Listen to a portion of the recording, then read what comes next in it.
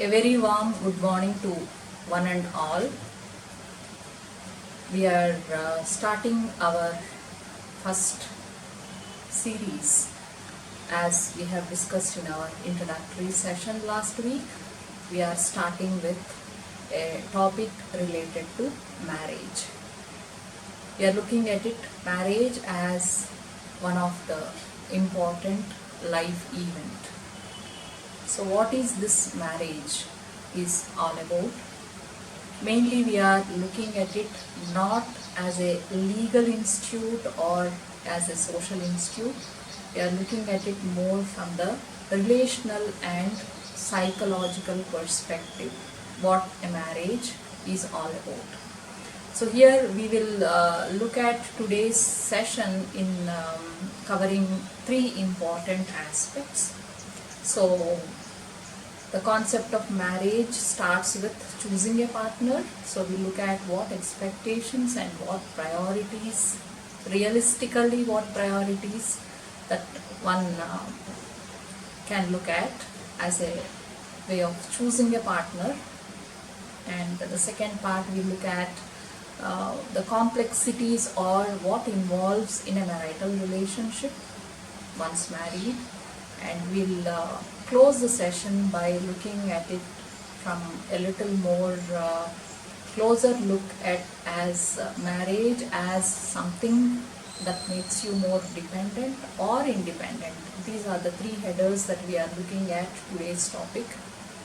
So before we start the actual topic, I want you to make it very clear to the viewers and listeners that the material that is presented in these sessions, which I have already mentioned in the introductory talk, and I am repeating the same here for more clarity.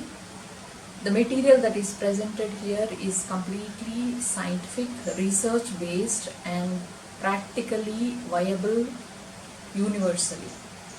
We are not taking any particular culture or particular religion or particular customs or community practices into consideration here. Generally, all these sensitivities will be kept in mind when the couple individually approaches for therapy. So the model that we are looking at here is mainly referring to marriage in terms of both those who are legally married, and it also includes the intimate relationship, where the principles discussed in this sessions are qualitatively does not differ whether it's a married or whether it is an intimate relationship. So I want you to keep these points in mind when you are listening to the content of this topic. So looking at choosing the partner. So when it comes to choosing the partner, the very header that we kept it as a life event. So most of them are of the opinion, or at least some of them I heard are of the opinion, that once you are done with your studies and you are into a career, getting married is something to settle down. So I have my own perspective how we can look at it as a settle down or a major life event. So you can decide once you are going through this process as I present here. So I look at it as a marital therapist, I look at it as one of the significant life event of any individual adult, where it helps them to grow and develop in their relationship. So the model that we are looking at it is mainly we are looking at teens and 20s, where most of them start actively looking for a better half or a suitable partner, even though they may not be looking at it as more a long-term relationship. But here the model presented is more the way that you choose a long-term relationship, and then what usually happens and what you are aware and what you are unaware of your own choice. So most of the teens and 20s, when they choose a partner, they generally look for a complementary partner. I'll explain this a bit here. We all want to become complete as individuals when we are especially individuating ourselves from our parental family.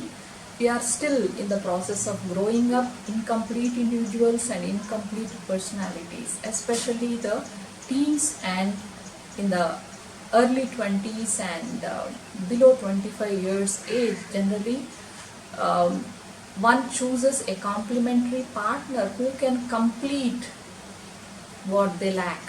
Say, for example, someone who is a kind of more physically active person might get more attracted towards a person who is more sedentary, and someone who is kind of more practical and more of a kind of handling the day-to-day kind of practical kind of things might look for or might choose a person who is more a dreamer or a person who is into fantasy, and someone who is more in terms of socially active might be attracted to someone who is not very socially active. So it looks a little uncomfortable for us to know this, but this is how it is, because we are unaware of what we are getting into. So attraction is more towards what we don't have, that is more to do with our psychological and mainly with the psychological need of wanting to become complete.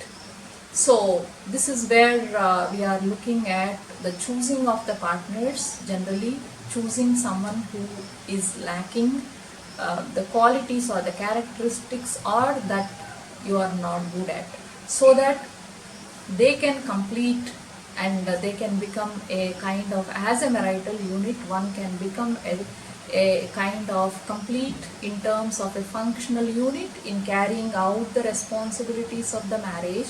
But there is more for that from a more developmental perspective, which most of them are unaware about, which we will look at a little forward.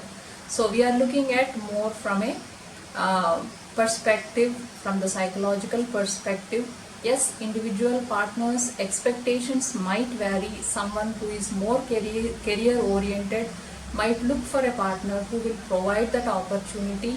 Someone who is more important, giving more importance to family life, might look for a partner, but that comes more in terms of an individual priorities rather than a universal model.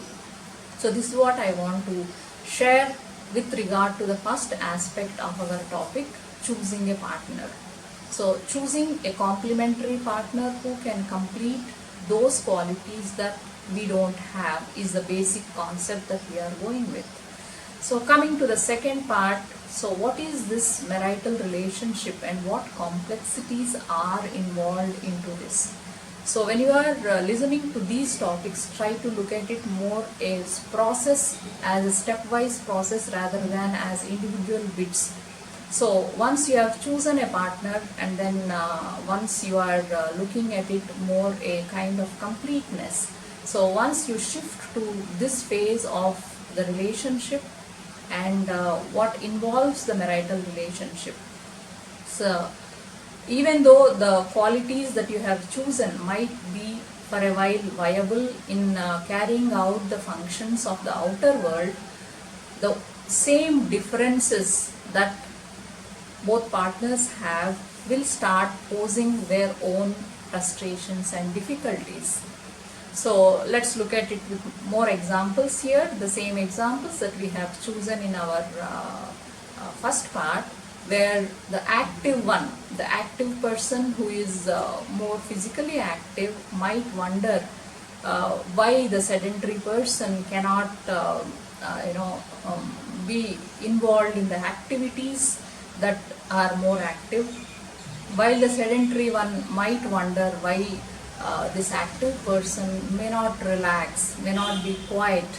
So similarly, the person who has chosen someone who is more a dreamer might look at it as why so much of importance has to be given to each and every detail, while the orderly one might think that what is the use of dreaming without any looking at the details. So this is how the differences starts posing difficulties in the way that they start moving on with the relationship. So what is it that is going to move on from here? So once they start looking at it more from the differences perspective, and then each one start pulling back, and then they want to kind of pull the other person, trying to make the other person similar to them. So there is a lot of friction created in this process, where the active one want the sedentary one to become more active, which is difficult for the person going through that, and vice versa. So this is a kind of struggle, but then basically there is a personality development involved here if both the couple understand their differences and try to learn from each other. So let us look at that in our final step. So is it becoming dependent or independent? So as the person understand more of their differences and start looking for similarities in them while they have chosen a completely opposite partner, here the question comes as to become a dependent on the person, or should I pull myself back and assert myself as the person I am. So the smooth sailing or moving forward of the marital relationship happens when one try to learn from each other. Like picking up the same example once more, the active one try to relax a little bit, and then try to be a little more less active, and then the sedentary one try to become a little more active, is more a kind of working out a functional way of bringing in some peace or some harmony. And the person who is more socially kind of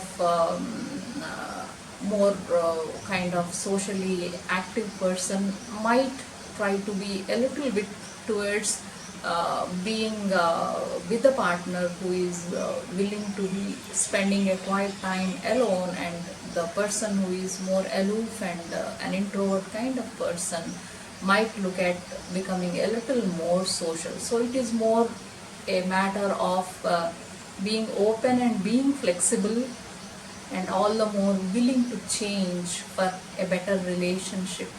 So this is how the persons, most of the problems that arise in a marital relationship, which we will focus in the future sessions a little more at length, which is not the plan to cover in this particular session, because the concepts I wanted to make you look at them in a very simplified way, so that it's not overburdening you to understand when you come here for marital therapy. So here when couples approach for marital therapy, most of them come with problems at the stage where either they are struggling at their differences and then thinking that did I choose a wrong partner, mostly in the first initial years of marriage, and couples coming a little later where they are finding a kind of more of a frustrated and unable to handle their differences, more in terms of whether to be a dependent partner or independent, while what works is more of an interdependence, which we look at in future sessions at more detail. So I hope this little bit of a short session will help you to start with. Thank you all.